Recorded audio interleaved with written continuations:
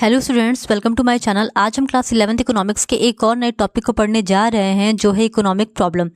इससे पहले भी हमने क्लास 11th इकोनॉमिक्स के कई टॉपिक्स को डिस्कस किया है। अगर अभी तक आपने उन वीडियोस को नहीं देखा है तो उनका लिंक डिस्क्रिप्शन बॉक्स में दिया है, आप जाके उन्हें देख सकते हैं। तो बिना देर किए चलिए वीडियो लेक्चर स्टार्ट करते हैं। तो सबसे पहले बात कर लेते हैं कि इकोनॉमिक प्रॉब्लम होता क्या है। तो economic problem basically problem of choice होता है, जिसमें कि हम ये देखते हैं कि हम अपने वांट्स को फुलफिल करने के लिए लिमिटेड रिसोर्सेज को कैसे फुली यूटिलाइज करेंगे, क्योंकि वो भी उन रिसोर्सेज को जिनके की अल्टरनेटिव यूज़ होते हैं। फॉर एग्जांपल मान लेते हैं कि हमारे पास 100 रुपये है। अब हम उन 100 रुपयों का कैसे यूज़ करेंगे, क्योंकि हमको पता है कि इन 100 रुपयों का अल्टरनेटिव यूज़ होता है। हम चाहे तो इनको कंजम्पशन में लगा सकते हैं, हम चाहे तो इनको प्रोडक्शन में लगा सकते हैं, या हम चाहें तो इनको इन्वेस्टमेंट पे भी यूज़ कर सकते हैं। तो इन 100 रुपयों का कैसे यूज़ करना है हमको ये चुनना पड़ रहा है ना। तो ये जो हमको चॉइस करने की प्रॉब्लम आ रही है कि इन 100 रुपयों को किस वे में यूज़ करें कि इससे मैक्सिमम बेनिफिट मिले, यही है इकोनॉमिक प्रॉब्लम। बेसिकली जब हमारे पास कई वांट्स फुलफिल करने के लिए हो और रिसोर्सेज लिमिटेड हो, तो अब हमको चॉइस करना पड़ जाएगा कि किस वांट को पहले फुलफिल करें जिससे हमारी बेनिफिट भी मैक्सिमम हो और रिसोर्सेज का फुल्ली यूटिलाइजेशन भी हो। तो यही कहलाता है इकोनॉमिक प्रॉब्लम। ठीक है, तो इकोनॉमिक प्रॉब्लम के कुछ रीजंस होते हैं। अब हम लोग उन रीजंस को भी देख लेते हैं कि इकोनॉमिक प्रॉब्लम क्यों अराइज होता है। तो जो सबसे पहला रीज़न है इकोनॉमिक प्रॉब्लम का, वो है unlimited human wants. As we all know, human wants are unlimited and unending. It means हमारी एक वांट फुलफिल होती नहीं है कि हमारी दूसरी वांट इमर्ज हो जाती है। हमको रोटी मिला नहीं कि हमें कपड़ा चाहने लगता है, कपड़ा मिला नहीं कि हमें मकान चाहने लगता है। तो यहाँ पे हमको क्या करना पड़ता है, हमको चॉइस करना पड़ जाता है। लेकिन अगर हमारी सिर्फ एक ही वांट होती तो तब तो प्रॉब्लम ऑफ चॉइस करने की नौबत ही नहीं आती, क्योंकि चॉइस करने की नौबत तो वहाँ पे आती है जहाँ पे एक से ज़्यादा चीज़ें हो। लेकिन हमारी वांट क्या है, हम मान लेते हैं कि हमारी वांट एक ही है और वो है फूड की, तब तो चॉइस होगा ही नहीं। तो अनलिमिटेड ह्यूमन वांट्स का होना भी इकोनॉमिक प्रॉब्लम का रीज़न होता है। या इसको हम इस तरीके से भी समझ सकते हैं कि हमारी जितनी भी वांट होती है, कोई ज़्यादा ज़रूरी होती है वांट और कोई कम ज़रूरी होती है। किसी की प्रायोरिटी ज़्यादा होती है, किसी की प्रायोरिटी कम होती है। जैसे मान लेते हैं हमको भूख लगा है और हमको प्यास लगा है, तो भूख के लिए हमको क्या चाहिए, भूख मिटाने के लिए हमको चाहिए पानी, और प्यास मिटाने के लिए भूख मिटाने के लिए हमको चाहिए खाना, और प्यास मिटाने के लिए हमको चाहिए वाटर। और हमको दोनों इक्वली लगा है, भूख भी ज़्यादा लगा है और प्यास भी ज़्यादा लगा है। तो अब हम यहाँ पे चॉइस नहीं कर पाएंगे कि हमको पहले फूड चाहिए कि पहले हमको वाटर चाहिए, क्योंकि हमारे लिए दोनों ही वांट क्या है, इक्वली इम्पॉर्टेंट है। तो वांट्स का इक्वली इम्पॉर्टेंट ना होना भी इकोनॉमिक प्रॉब्लम का एक रीज़न होता है। तो हमने यहाँ पे दो चीज़ें समझी। पहला तो ये कि वांट का अनलिमिटेड होना भी इकोनॉमिक प्रॉब्लम का एक रीज़न होता है, और दूसरा वांट का इक्वल इम्पॉर्टेंस का ना होना भी इकोनॉमिक प्रॉब्लम का एक रीज़न होता है। अब जो हमारा नेक्स्ट रीज़न है वो है स्कैर्सिटी ऑफ रिसोर्सेज। तो इसको हम एक एग्जांपल से समझ लेते हैं।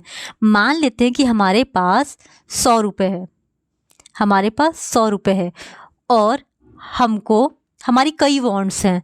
हमारी जो पहली वांट है वो है फूड की, हमको खाना चाहिए।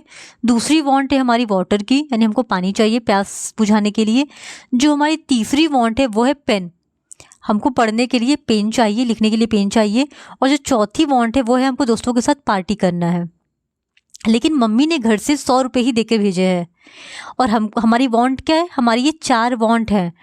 चूँकि हमारे पास सिर्फ और सिर्फ 100 रुपये है, इस वजह से हम इन सारी वांट को फुलफ़िल नहीं कर सकते। तो अब हमको इन चारों वांट्स में से किन्हीं दो या किन्हीं एक वांट्स को चुनना पड़ेगा, यानी चॉइस करना पड़ेगा।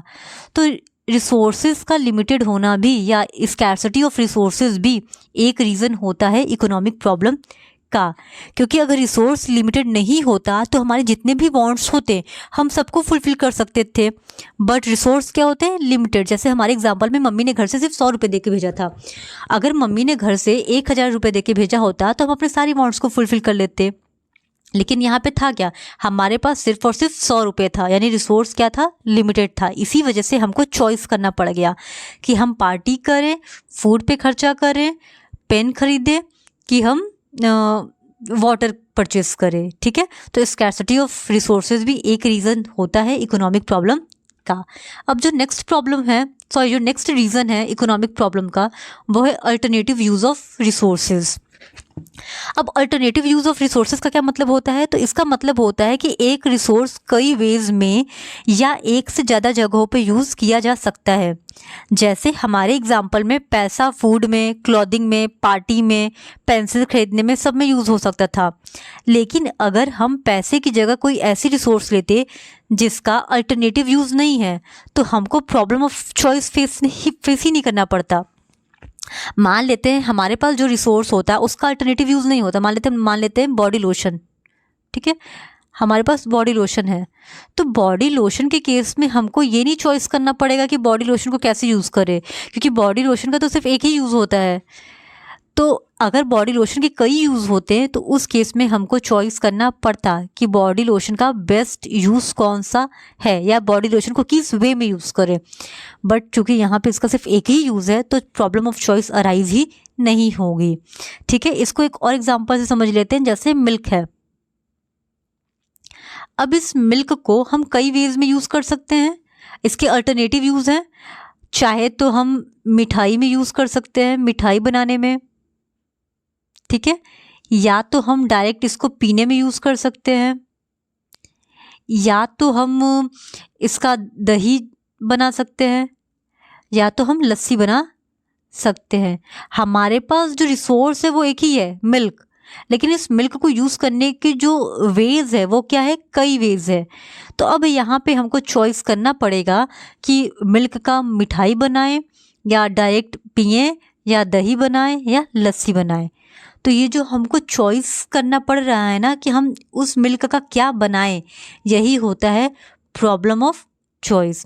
आई होप आपको इकोनॉमिक प्रॉब्लम समझ में आया होगा। अगर आपको इकोनॉमिक प्रॉब्लम समझ में आया है तो please do subscribe to my channel and like this video. Thank you very much.